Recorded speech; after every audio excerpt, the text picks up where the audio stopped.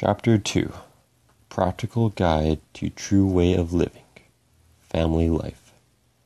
It is wrong to think that misfortune comes from the east or from the west. They originate within one's own mind. Therefore it is foolish to guard against misfortune from the external world and leave the inner mind uncontrolled. There is a custom that has come down from ancient times that common people still follow.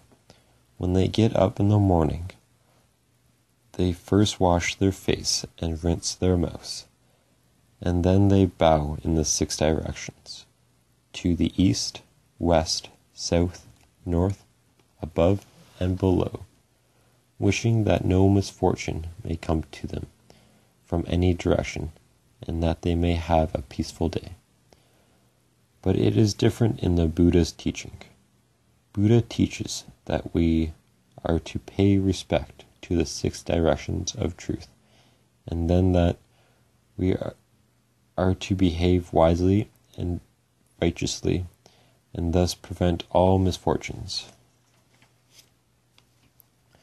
To guard the gates in the 6 directions, people are to remove the defilements of the 4 deeds, control the 4 evil minds, and plug the 6 holes which cause the loss of wealth. By the 4th deeds, it is meant killing, stealing, committing adultery, and falsehood. The 4 evil minds are greed, anger, foolishness, and fear. The 6 holes which cause the loss of wealth are desire for intoxicating drinks and behaving foolishly, staying up late at night and losing the mind in frivolity, indulging in musical and theater entertainments, gambling, associating with evil companions, and neglecting one's duties.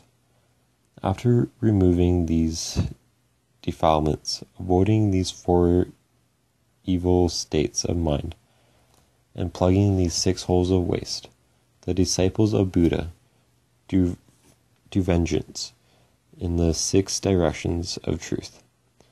Now what are these 6 directions of truth?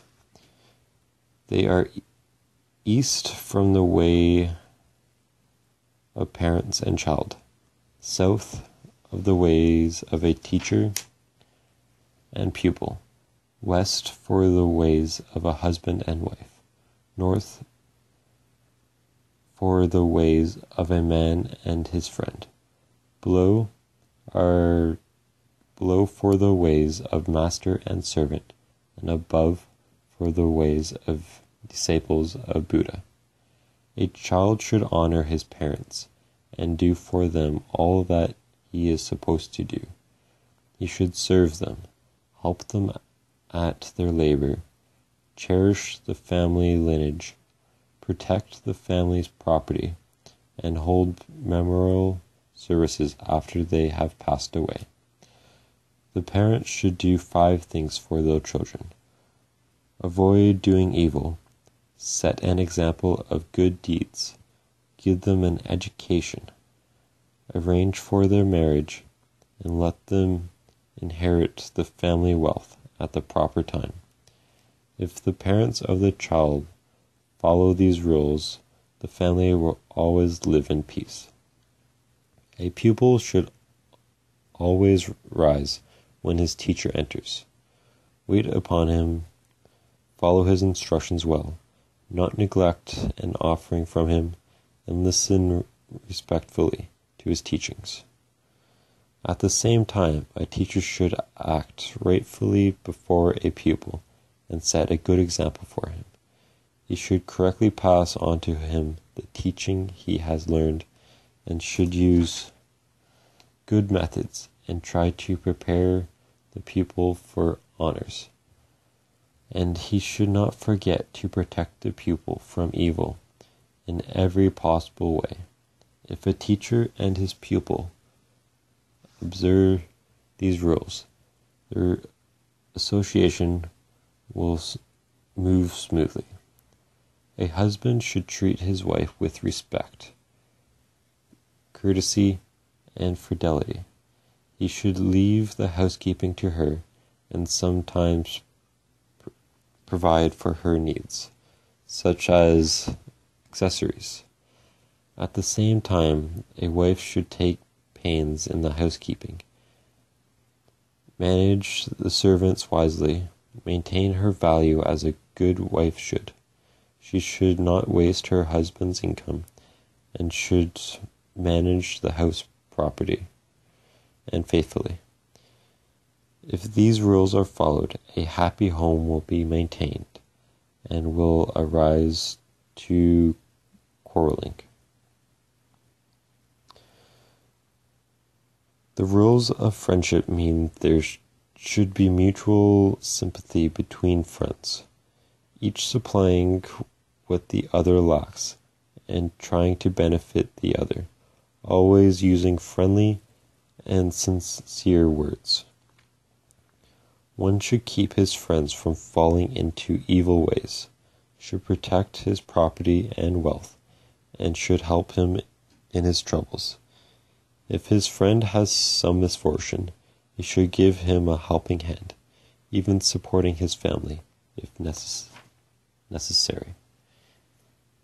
In this way, their friendship will be maintained and they will be increasingly happy together. A master in his dealings with a servant should observe 5 things.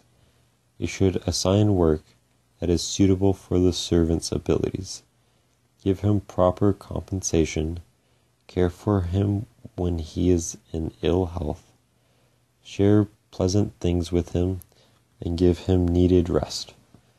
A servant should observe 5 things. He should get up in the morning before his master and go to bed after him. Should always be honest, take pains to do his work well, and try not to bring discredit to his master's name. If these rules are observed, there will be peace and no controversy between master and servant. A disciple of Buddha should see that his family observes the teaching of Buddha. They should cherish respect and consideration for the Buddhist teacher, should treat him with courtesy, attend to observe his instructions, and always have an offering for him. Then the teacher of Buddha's teaching should rightfully understand the teaching, rejecting wrong interpretations, emphasizing the good, and should seek to lead believers along a smooth path.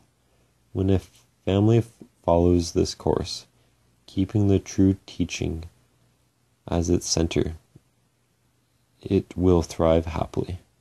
A man who bows in the 6 directions does not do so in order to escape from external misfortunes. He does it in order to be on his guard, to prevent evils from arising within his own mind.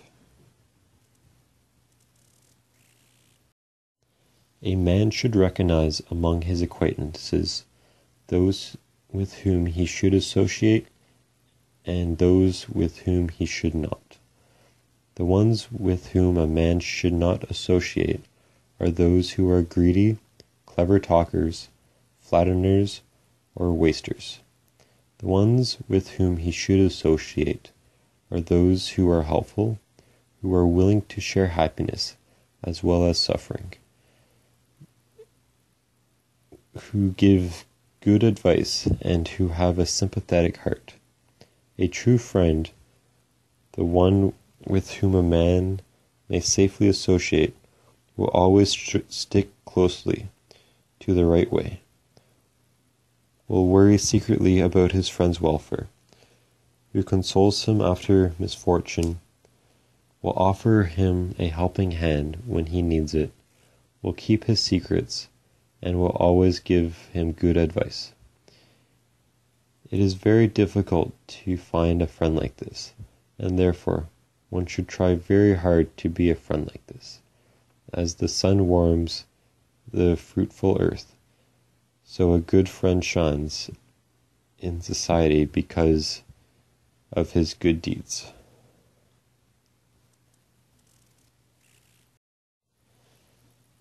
It would be impossible for a son to repay his parents for their gracious kindness, even if he could carry his father on his right shoulder and his mother on his left one for 100 long years. And even if he could bathe the bodies of his parents in sweet-smelling ointments for 100 years, serve as an ideal son, gain a throne for them, and give them all the luxuries of the world, still he would not be able to repay them sufficiently for the great indebtedness of gratitude he owes to them. But if he leads his parents to Buddha and explains the Buddha's teaching to them, and persuades them to give up a wrong course and follow the right one, leading them to give up all greed and enjoy the practice of offering, then he will be Buddha's blessing abides in the home where parents are held in respect and esteem. A family is a place where minds come in contact with one another, and these minds love one another.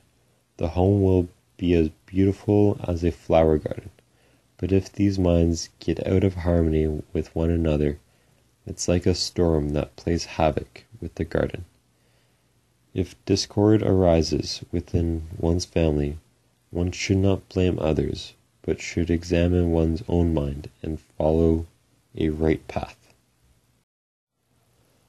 Once there was a man of deep faith. His father died when he was young. He lived happily with his mother, and then he took a wife. At first they lived happily together, and then because of a small misunderstanding, the wife and her mother-in-law came to dislike each other. This dislike grew until finally the mother left the young couple to live by herself. After the mother-in-law left, a son was born to the young couple. A rumor reached the mother-in-law that the young wife had said, "My mother-in-law was always annoying me, and as long as she lived with us, nothing pleasant ever happened. But as soon as she went, we had this happy event." This rumor enraged the mother-in-law, who exclaimed, "If the husband's mother is chased away from the house, and a happy event takes place, then things have come to a pretty pass. Righteousness must have disappeared from this world." Then the mother shouted, "Now we must have a funeral on this righteousness." Like a mad woman, she went to the ceremony to hold a funeral service. A god, hearing of this incident, appeared in front of the woman and tried to reason with her, but in vain.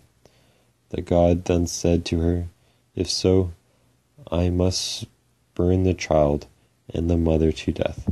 Will that satisfy you?" Hearing this, the mother-in-law realized her mistake, apologized for her anger, and begged the god to save the lives of the child and his mother. At the same time, the younger wife and her husband realized their injustice to the old woman and went to the ceremony to seek her. The god reconciled them, and thereafter they live together as a happy family. Righteousness is never lost forever unless one casts it away on self. Righteousness occasionally may seem to despair, but in fact, it never despairs. When it seems to be disappearing, it is because one is losing the righteousness of one's own mind. Discordant minds often bring disaster. A trifling misunderstanding may be followed by great misfortune. This is especially to be guarded against in family life. In family life, the question as to how the daily expenses are to be met always requires the utmost care. Every member must work hard like the diligent ants and the busy bees. No one must rely upon the industry of others or expect their charity. On the other hand, a man must not consider what he has earned as totally his own. Some of it must be shared with others. Some of it must be saved for emergency. Some of it must be set aside for the needs of the community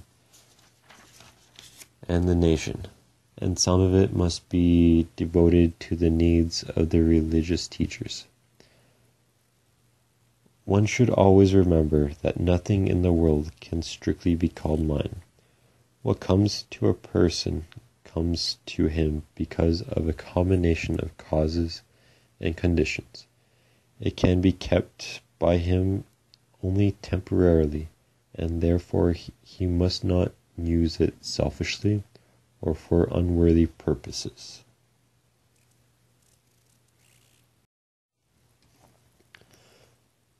When Servanity, the queen consort of King Udana, offered Ananda 500 garments, and Ananda received them with great satisfaction. The king, hearing of it, suspected Ananda of dishonesty.